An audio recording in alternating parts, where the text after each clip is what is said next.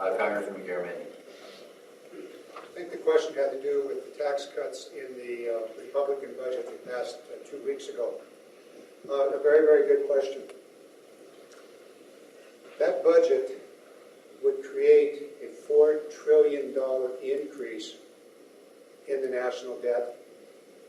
It would have an immediate increase in the deficit, and it would be 40 years before there would be a balanced budget.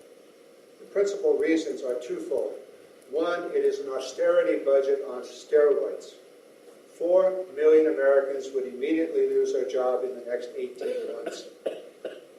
It would also create one of the most skewed tax codes in the world.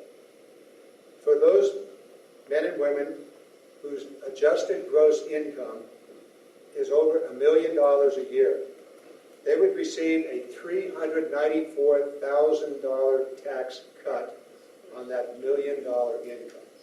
They are not the job creators. The job creators are, in fact, small businesses that would be protected under the proposals that the Democrats have put forward.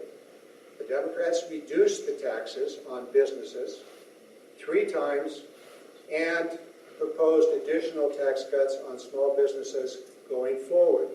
Every wage earner in America has received a 4%, 2.5% reduction this year and a 3.5% reduction in the previous year in their taxes. That was the payroll tax deduction. Let's understand that during the Clinton period, the taxes at that time created a budget surplus in the last 2 years of the 1990s.